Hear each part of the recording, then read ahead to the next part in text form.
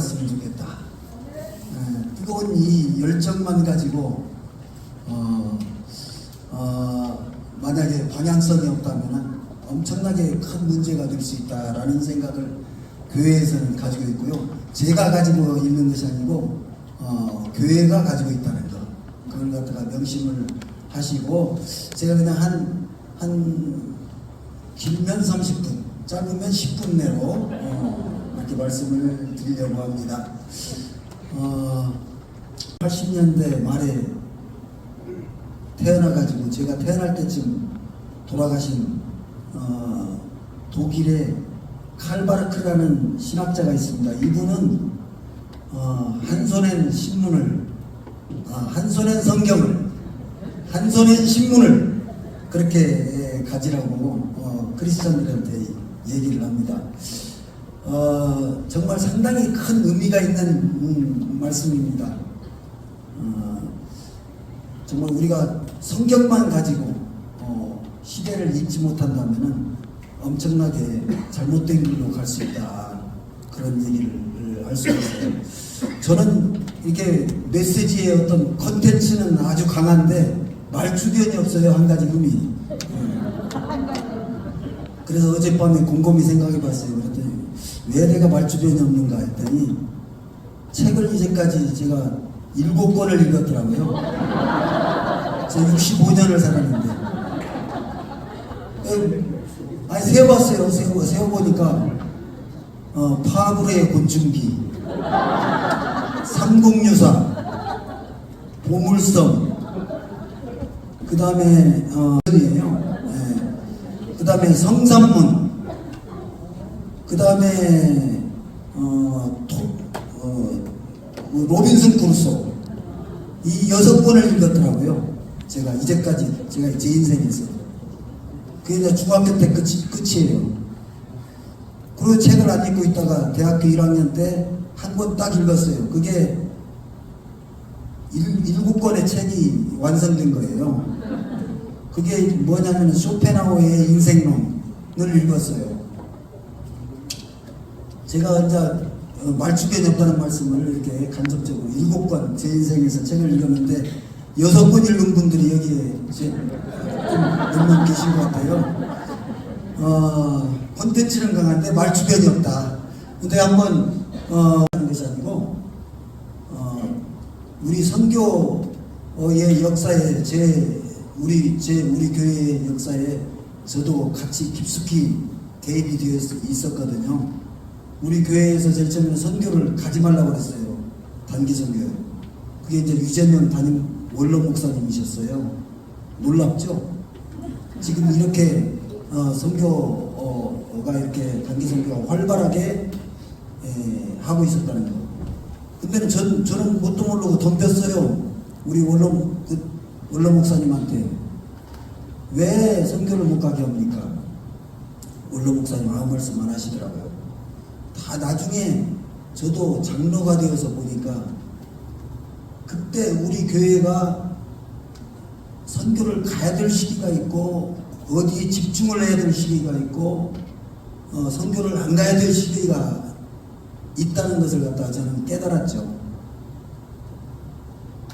제 아내도 있지만은 저기 인터콥에 갔다가 교육 갔다가 터키도 갔다 온 사람이에요. 저도 아내한테 끌려가지고 강제로 인터콥 실버 선교사 거기에 가서 교육받고 갔다가 온 적도 있는데, 그게 이제 아픔이라고 볼 수가 있죠. 그것을 이제 절제시키고 하느라고 선교를 가지 못하게 해가지고 우리 가족 선교를 많이 다녔죠, 저는.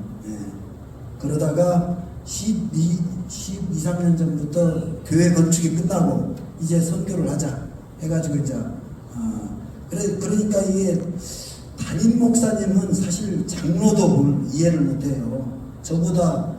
왜 그러냐면 그분이 똑똑해서 그런 것이 아니고 전체 큰 상황을 보기 때문이에요. 그래서 우리가 뜨거운 열정을 가지고 있지만은 가슴은 뜨겁게, 그 다음에 머리는 차갑게, 이런 생각을 가지고 우리가 방향성을 정확하게 가지고 가야 되지 않느냐. 가슴도 뜨거운데 머리까지 뜨거우면은 이건 혼수 상태가 돼가지고 아무 생각 없이 왔다 갔다 해요. 제가 책을 많이 안 읽어가지고 하는 얘기 딱 한 가지 있어요. 아무 생각 없이 왔다 갔다 한다고. 그 얘기만 많이 하는데 하여튼 서로는 그렇습니다.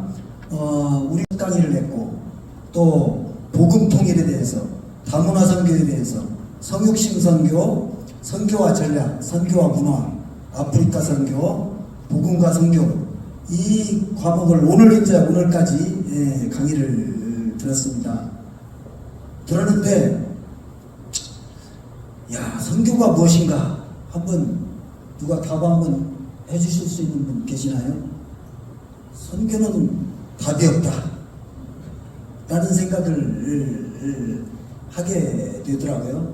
선교는 특별한 선교는 무엇이다 답을 할 수 없는 게 김남현 선교사님이 자기는 선교사 단기 선교하면서 음식 몽땅 싸가지고 오라고 그러는데 그 다음에 선교와 전략 강사는 김남현 선교사님하고 똑같이 YM에 소속이고 같이 훈련받았고 같은 친한 친구인데 한국 음식 싸가지고 오면 안 된다. 또 그 다음 강의에서는 그러더라고요. 그러니까 답이 없는 거죠. 그 다음에 아프리카 선교 우리 정동철 선교사님 지난주에 많은 은혜를 주셨는데 거기는 사람들이 없어요. 사람들이 좀 와서 좀 자기 도와줬으면 좋겠는데 건물이 아니고 사람들이 와서 사람이 절대적으로 필요한 거죠. 그래서 저는 그 선교 얘기를 들으면서 한 12년 전에 제가 처음 선교국장 할 적에 선교사들의 재배치라는 화두를 던졌어요. 제가 던진 적이 있어요. 선교사들이 필요들한테는 안 가 있고 자기 자식들 영어하기 쉽기 위해서 필리핀으로 거의 대부분의 우리 선교사들이 필리핀에 거의 대부분이 들어가 있습니다. 그 필리핀에서도 마닐라에서 대부분이 있고 또 살기가 아주 좋은 바기오라는 북부지방에 아주 환경이 좋은 데에 가 있어요. 두 군데 거의 다 필리핀에 나가 있는 선교사들의 한 90% 이상이 다 거기 있다. 또 우리 선교사들이 대부분이 가 있는 데가 필리핀이라든지 남아프리카 공화국이라든지 미국이라든지 이런 불필요한 데로 가 있는 경우가 많다. 또 살기 좋은 태국의 치안이라든지 이런 것들이 잘 되어 있기 때문에 태국의 선교사들이 많이 가 있는데 방콕에 거의 다 몰려 있다 이거예요.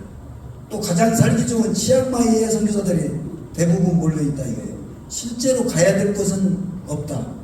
그래서 선교사들을 전부 다 한국으로 불러들여가지고 너는 이쪽 비전도 종족으로 가고 이쪽으로 가고 해서 재배치를 해야 된다는 그런 강력한 화두가 12년 전에 있었죠.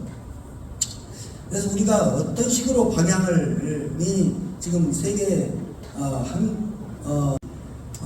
제가 선교국장을 올해 마지막이라고 생각을 하고 마지막으로 한번 또 이것을 우리가 한번 생각하는 시간, 생각하는 당장은 바꿀 수는 없습니다. 그렇지만 우리가 트렌드는 알고 있어야 될 것 아니에요. 그 다음에 정말 패러다임이 바뀌고 완전히 바뀌어 있는데 옛날에 구시대적인 구유물론적인 그런 선교 전략에 우리가 머물고 있지 않는가라는 생각을 던지고 싶다 이거죠. 그래서 한번 비디오를 한 3분 정도 보겠는데요. 우리나라에 가장 큰 선교단체가 있습니다. KWMA라고 부산의 수영록교회 미국의 아까 은혜한인교회 선교사를 많이 파송했다면은 부산의 수영록교회가 가장 많이 선교사를 파송해 있고 그룹들이 작년에 1년 전에 강원도에서 한국 선교의 미래 전략이라는 포럼을 열고 거기에서 이제 CBS 뉴스에 나오는 것을 한번 볼 수 있도록 하겠습니다. 3분. 무단 선교부와 130여 개 선교단체가 함께하는 한국 세계 선교협의회 KWMA가 오늘부터 3박 4일 일정으로 제8차 세계 선교 전략회의를 진행합니다. 비서구권교회 선교 사역이 강조되는 상황에서 한국교회의 미래 선교 방향을 모색하기 위해 600여 명의 선교 관계자들이 한자리에 모였습니다. 오요셉 기자입니다. 한국교회의 미래 선교 전략을 모색하는 세계 선교 전략회의 NCOV가 열렸습니다. 이번 대회는 특별히 기독교의 중심축이 서구에서 비서구로 옮겨간 이른바 세계 기독교 시대에 걸맞는 새로운 선교 전략을 모색합니다. 지난 50년간 서구 선교사의 숫자는 그대로인 반면 아프리카와 남미, 아시아 선교사는 17만 명이나 증가할 정도로 선교의 주도권이 비서구 교회로 넘어가는 상황에서 한국교회가 기존의 서구 선교 방식만을 답습한다면 그 한계가 명확하기 때문입니다. KWMA 강대영 사무총장은 비서구 교회들은 경제적으로 녹록지 않다는 특징이 있다며 한국교회가 그들과 함께 협력하기 위해선 기존의 물질 중심의 선교, 선교사 중심의 선교에서 벗어나 현지인 중심의 선교로 나아가야 한다고 강조했습니다. 기존의 선교사들이 했던 그런 패턴으로 선교사가 가면은 땅도 사고 교회도 세우고 뭐 이런 프로젝트 중심의 사역을 하는 것이 쉽지 않은 타이밍에 우리가 오게 된 겁니다. 선교사 중심의 선교보다는 현지인이 선교단체를 세워가지고 그들을 중심으로 한 선교 전략들이 많이 나오고 특별히 내부자 중심의 선교 운동이 일어나야 되고 개회림의 설교를 전한 수영로교회 이규현 목사는 코로나19 이후 한국교회가 큰 위기를 맞았지만 하나님의 구원 계획은 결코 실패하지 않는다며 상황을 바라보지 말고 하나님을 바라보자고 권면했습니다. 이어 오늘날 한국교회가 보여주는 물질적이고 이기적이고 회사적인 모습은 도리어 복음에 반하는 것이라며 목회와 선교라는 미명 아래 우리의 욕망이 숨겨져 있지 않은지 점검하며 하나님의 꿈을 회복해야 한다고 강조했습니다. 오늘날 교회가 어렵습니다. 위기입니다. 성도는 비상이라고 할 겁니다. 그렇지만 하나님은 이 모든 일들을 통해서 하나님 구원의 계획을 멈추게 하지 않으시고 방해를 받지 않으십니다. 내 야망과 성전교회는 망할 수 있습니다. 그러나 하나님이 행하시는 역사는 절대가 없습니다. 중단도 없습니다. 100% 하나님이 이루십니다. 한편 이번 대회에 선교사들뿐만 아니라 목회자와 선교학자, 평신도 리더, 다음 세대는 640여 명이 참가했습니다. 교회의 다양한 구성원들이 함께 선교 방향을 논의한다는 점에서 의미를 더했습니다. 참가자들은 오늘날 선교적 과제를 분석하는 주제 강의를 비롯해 영적 재충전을 위한 기도회와 성경 강해, 선교지 공부 시간들을 갖습니다. 또 다음 세대 선교 동원, 디아스포라, 디지털 세계와 선교, 자신역화 등 10가지 세부 주제로 트랙 모임을 진행해 보다 구체적이고 실천적인 선교 방안을 논의할 계획입니다. 이와 함께 중남미와 아시아 등 새롭게 선교 운동이 일어나고 있는 제3세계 국가 선교 지도자들을 초대해 한국교회와의 협력 방안을 논의하는 자리도 마련했습니다. KWMA는 오늘 16일 폐회식에서 한국교회의 새로운 선교 방향을 담은 선언문을 발표할 예정입니다. 강원도 평창에서 CBS 뉴스 오요섭입니다. 이거 뭐 제가 이렇게 한 것이 아니고 여기에서 선교사 대회에서 나온 이제 데이터라든지 이걸 그냥 저는 그냥 스피커 역할만 하는 겁니다. 여기서 아까도 말씀드렸지만은 70년대는 25만 8천 명이 선교사들인데 서구권이 88%, 비서구권이 12%. 지금 2021년 최근에는 43만 명으로 선교사들이 늘어났는데 서구권은 그대로 22만 7천 명이고 비서구권이 3만 1천 명에서 20만 명으로 늘어났다는 것입니다. 그래서 비서구권 선교사, 뭐 우리나라도 마찬가지죠. 비서구권이니까 선교사들이 엄청나게 늘어났다. 다음요.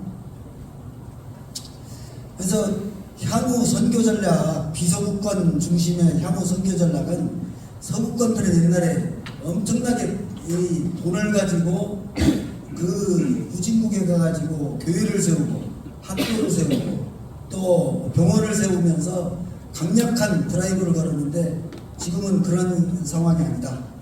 그래서 향후 선교 전략은 돈 또 프로젝트 중심의 선교는 지향돼야 된다. 또 두 번째, 다양한 현지의 선교기관이 너무 많다. 예를 들면은 뭐 태국에는 태국 현지인들이 운영하는 선교기관이 있다 이거예요. 예. 왜 그러냐면 우리나라 지금 선교사들이 아까도 목사님이 말씀하셨지만은 인간은 사실 죄인이 인간을 짜면은 다 죄로 집이 나온다고 그러듯이 거기는 목회자들도 그렇고 선교사들도 그렇고 사실 예외일 수가 없습니다. 근데 한국의 선교사들이 현지화를 시키는 것이 최종 목표인데 현지화를 다 시켰는데 다시 돌아오지 않는다는 거예요. 이게 큰 한국 선교사들의 큰 문제라고 얘기를 하고 있는 거죠. 왜 그러냐? 거기에 자기 자산들이 형성이 되어 있기 때문에 교회를 짓고 또 어떤 선교센터를 짓고 그래서 그것들을 다 한국에 있는 교회들한테 선교를 후원을 받았는데 그게 이제 그 자산으로 형성이 돼가지고 다시 돌아올 수 없는 거예요. 사실 돌아올 수 없는 업계 한국의 교회들도 책임이 있죠. 여러분 돌아오면은 이분들이 주거할 곳도 없죠. 생활할 양식도 없죠.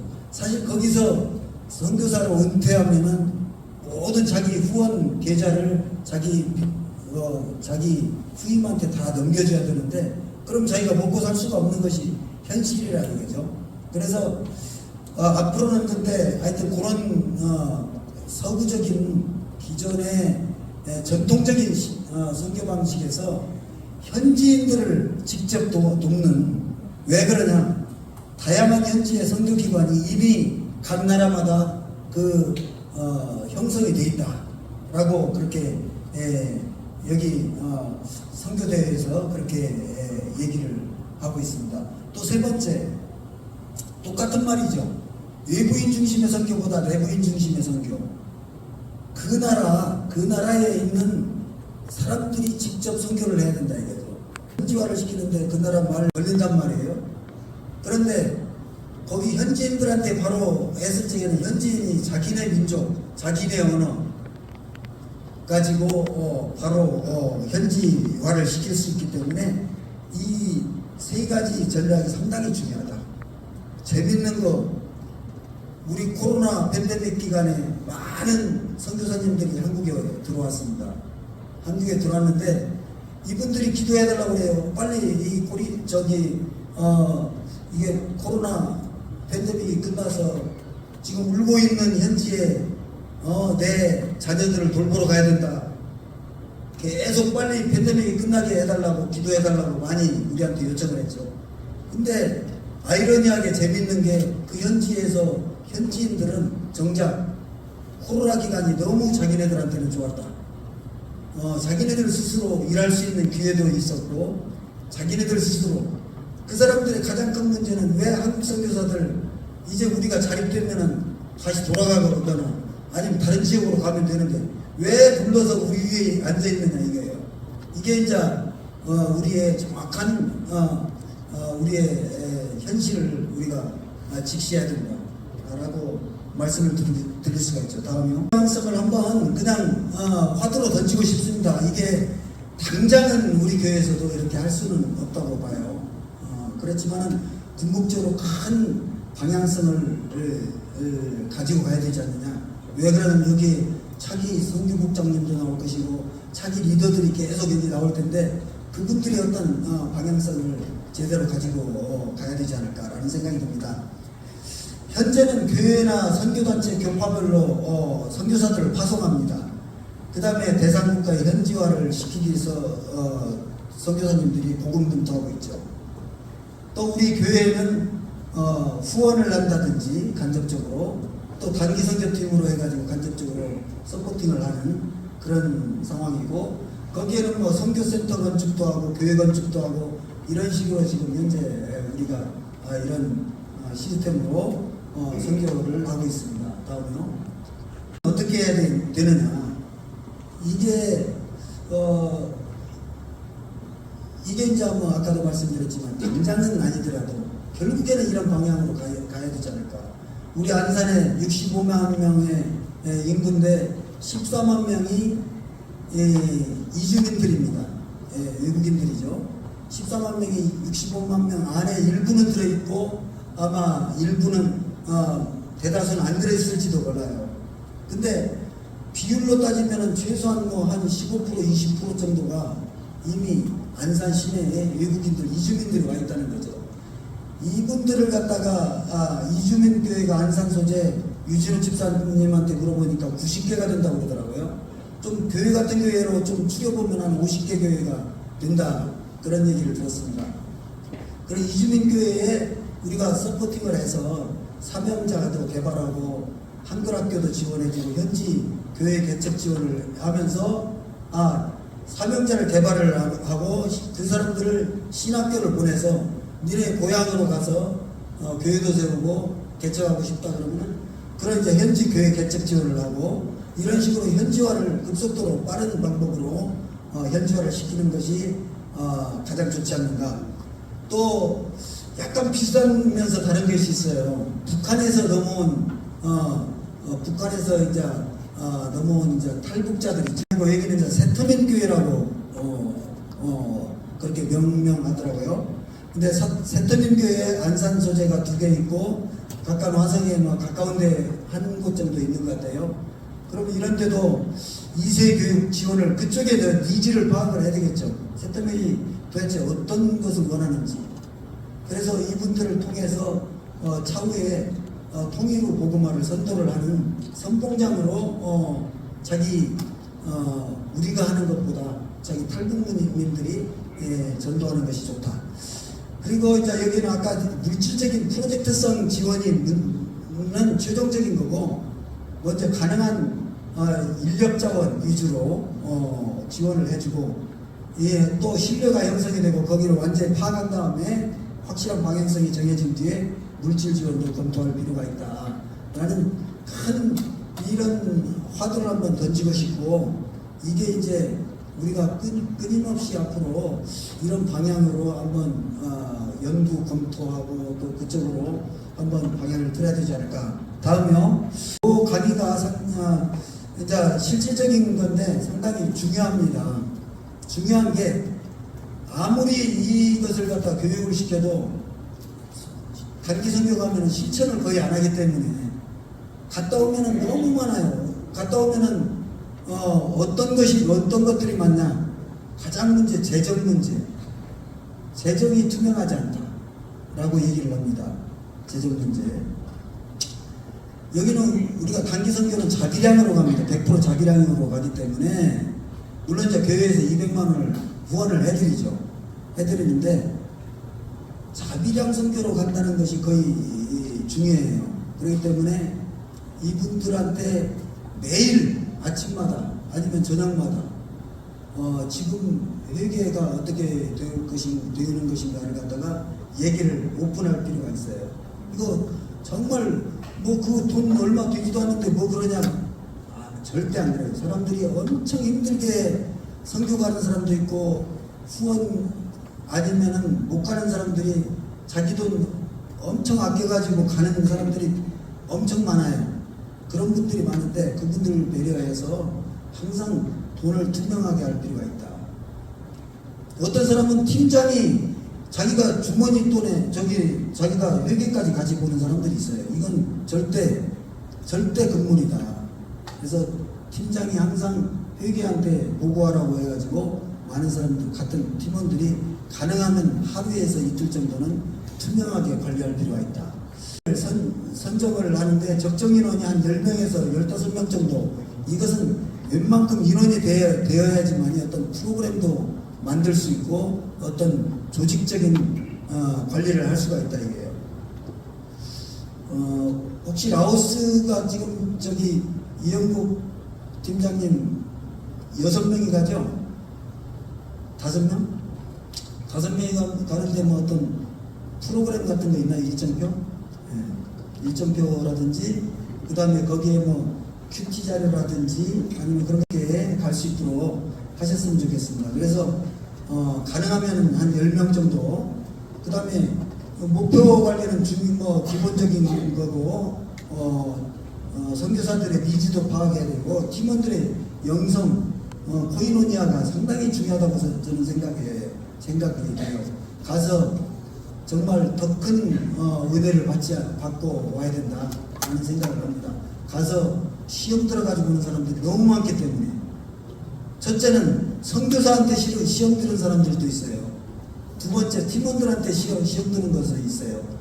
여러분들이 그냥 그 얘기를 안 하니까 못 들었는데 저는 너무나 그런 예들을 많이 듣고 있다. 그 좀 좋게 구색을 맞추기 위해서 매뉴얼 일정표 찬양 큐티 자료를 좀 충분히 준비를 해가지고 가서 은혜롭게 가졌으면 좋겠습니다. 그 다음에 선교사들한테 무분별한 지원 약속은 지향을 해줬으면 좋겠다. 상당히 우리가 사실 우리 선교사님들 중에서 단기 선교 나가는 선교사님들 중에서 우려되는 분들이 몇 분 계세요. 그분들은 끊임없이 어떤 교회를 짓는다, 무슨 센터를 짓는다, 계속 그런 프로젝트를 계속 보내오는 사람들은 상당히 저는 위험하다고 봐요. 열심히 한다고 볼 수도 있는데 제 경험입니다. 다양한 많은 선교사님들을 만난 경험이죠. 근데 사람들을 지원해달라고 한다든지 이런 선교사님들 좀 진정성 있고 그래서 선교사들의 무분별한 지원 그 자리에 현지에서 지원 약속 같은 것을 좀 지향했으면 좋겠다. 회계 투명성 중에 여러분들 저는 좀 난잡한 것들 이런 것들을 한 큐에 정리하는 좀 달란트는 있어요. 이게 틀린지 안 틀린지 모르겠어요. 여러분들 단기 선교 갔다 와가지고 단기 선교 갔다 왔는데 한 100만 원이 남았다. 그거 어떻게 할 거예요? 이것 가지고 또 찌그락짜그락 하는 데가 너무 많아요. 네. 좋은 말인지는 모르겠지만 책을 읽었더니 뭔지를 몰라가지고 저는 이것을 갖다가 여러 가지 생각도 해봤어요. 다시 교회에다 헌금을 하는 게 낫지. 엄청 거룩하게 보이죠. 근데 나중에 저는 많은 다양한 경험을 하면서 결론적으로는 그것은 팀에서 한 명이라도 반대를 하면은 교회에다 헌금하면 안 된다. 자기 돈 가지고 갔기 때문에 저는 그 결론을 내렸어요. 자기 거룩한 채 하고 헌금 해야지 않으면 안 된다. 그런 얘기 하는 사람 치고 별로 거룩하지 않아요? 제가 경험한 내용이에요. 나눠서 가지자. 그럼 나눠서 가져도 돼요. 그 나눠서 가지고 헌금할 사람들을 헌금하고 하면 되는 거지. 자기 돈 가지고 자기 자비량 선교가 원칙이기 때문에 이런 원칙을 갖다가 사람들 중에 한 명이라도 정말 좀 작은 상처라도 받지 않았으면 좋겠다. 이 말씀을 드리고 단기 선교 잘 다녀오셨으면 고맙겠습니다. 감사합니다.